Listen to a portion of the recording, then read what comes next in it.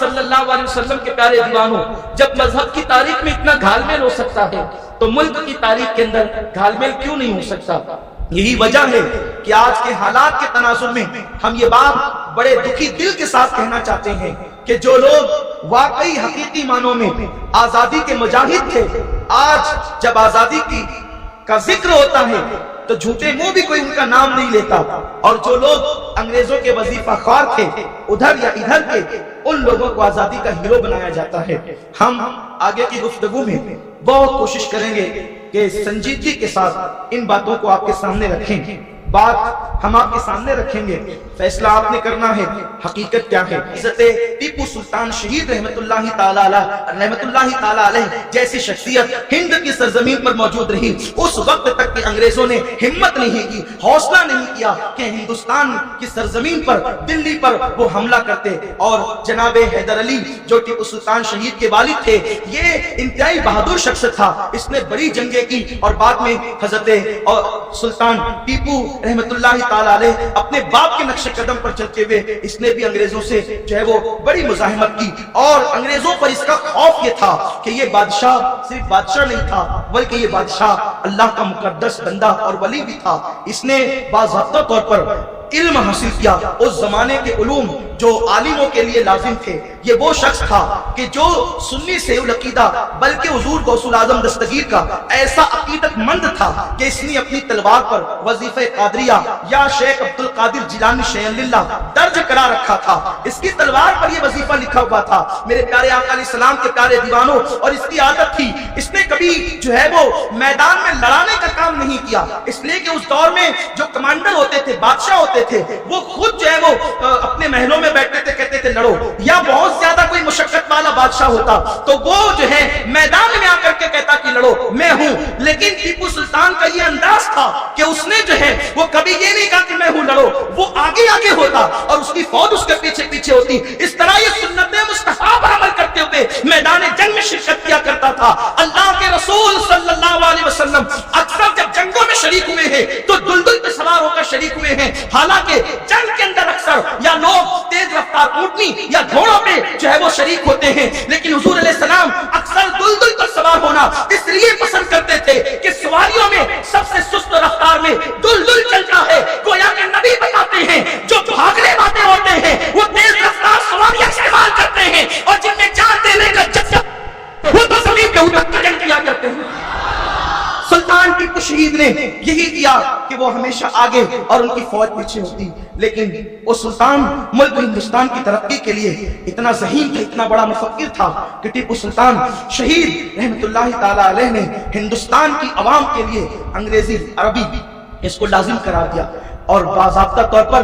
جگہ جگہ مدارس شروع کروائے کہ ہندوستان کے مسلمان اور ہندوستان کی قومیں انگریزی زبان سیکھے اور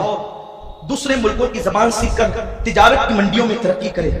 ٹیپو سلطان شہید رحمت اللہ تعالی علیہ نے دوسرے ممالک سے معمار منگائے،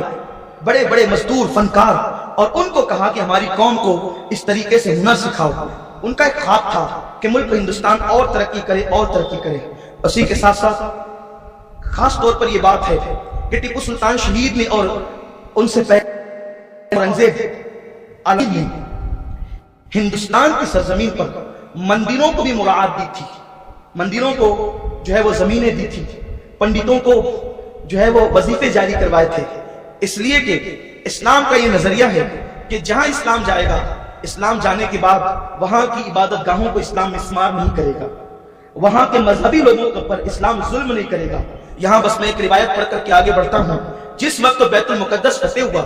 اور بیت المقدس کی چابیاں سیدنا فاروق اعظم کے ہاتھ میں دی گئی، تو اس وقت وہاں کے راہبوں نے اور پادریوں نے سیدنا فاروق اعظم سے کہا، بہت خاص بات عرض کرنا چاہتا ہوں، اسے اپنے دل و دماغ میں جگہ دے، یہ مندریں توڑنا، مندروں میں دھماکے کرنا اور اس طریقے کی روایات قائم کرنا یہ قطعاً اسلامی فعل نہیں ہے، لیکن ہم جو ہے وہ معبودانے باطل کی پرستش کا انکار کرتے ہیں، یہ ہمارا اپنا مذہب ہے۔ لیکن جو اس مذہب کے ماننے والے ہیں، ہم کسی کے عبادت خانوں پر غاصبانہ قبضے نہیں کرتے، ہم کسی کے عبادت خانوں کو توڑا نہیں کرتے، توڑنے کے لیے بھڑکاؤ بھاشن نہیں دیتے۔ ہمارا مذہب یہ ہے، جس وقت فاروق اعظم بیت المقدس میں داخل ہوئے ہیں تو وہاں کے عیسائی اور یہودی راہب اور پادریوں نے کہا ہماری خواہش ہے کہ آپ ہماری عبادت گاہوں میں چل کر کے نماز ادا فرمائیں۔ تو فاروق اعظم نے کہا تھا میں تمہاری عبادت گاہوں میں نہیں آؤں گا اور نہ وہاں نماز پڑھوں گا، اگر میں 2 رکعت نماز وہاں آ کر پڑھ لوں گا تو بعد کے آنے والے مسلمان کہیں اس کو دلیل بنا کر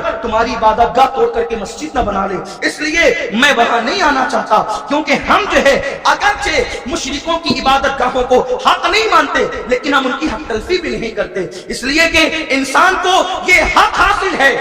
انسان کو یہ حق حاصل ہے کہ وہ اپنے دل کے فتوے پر عمل کرے۔ ممکن ہے اگر وہ غلطی کر رہا ہے تو ہم اس کے سمجھانے کے روادار ہیں، ہم اس کی غلطی کے اصلاح کے روادار ہیں، لیکن اس میں جبر ہم نہیں کرتے، اس میں تشدد ہم نہیں کرتے۔ تو سیدنا فاروق اعظم کا یہ قول کہ میں اگر نماز پڑھ لوں تو بعد کے آنے والے مسلمان کہیں اس کو مسلمانوں کی عبادت گاہ قرار نہ دیں، اس لیے میں تمہاری عبادت گاہ میں نہیں آؤں گا۔ اور آپ نے اعلان کیا کہ یہاں پر اللہ نے مسلمانوں کو حکومت عطا کی ہے، ہم کسی کی عبادت گاہ کو نہیں توڑیں گے، اور جو مذہبی لوگ ہیں ہم ان پر ظلم نہیں کریں گے، ان کو ان کے حال پہ چھوڑ دیں گے۔ یہ اسلام کی تعلیمات ہے۔ لیکن انگریز پلیتوں نے تاریخ کا جو ہے وہ مکمل طور پر معاملہ مست کیا، اور ٹیپو سلطان اور اورنگزیب جیسے نیک اور متقی بادشاہوں نے جو پنڈتوں کو وظیفے دیے تھے یا عبادت گاہوں کو تحفظ دیا تھا، ایک شرارت انہوں نے ڈالی کہ جب تک لڑائیں گے نہیں حکومت کیسے ہوگی۔ تو انہوں نے ایک تاریخ گڑی کہ سومنات کا جو دروازہ محمود غزنوی افغانستان لے گیا تھا ہم وہ تمہیں واپس لا کے دیں، اور ایک دروازہ یوں ہی اس ٹائپ کا تراش خراش کر زبردستی تشہیر کر کے ہندوستان لایا گیا اور ہندو مسلم فساد کی بنیاد رکھی۔ اسی فساد کی بنیاد میں ایک بنیاد یہ بھی ہے کہ ظہیر الدین بابر نے ایک مندر توڑ کر کے عالیشان مسجد بنائی تھی، اس کا نام بابری مسجد ہے۔ یہ تزیہ انگریزوں نے مشہور کیا، حالانکہ اس کی تاریخ میں کوئی حقیقت نہیں۔ میں اپنا مسلک پیش کر رہا ہوں، ہمارا مسلک ہے لا الہ الا اللہ، یہ مسلک ہمارا، یہ مذہب ہمارا ہے، لیکن ساتھ ہی یہ بات بھی کر رہا ہوں میں، ہمارا مذہب یہ لا الہ الا اللہ، کوئی معبود نہیں ہے، لیکن ساتھ ہی ہمارا مذہب یہ ہے کہ اگر کسی نے کسی کو معبود مان لیا ہے ہم اس کو سمجھانے کے روادار ہیں،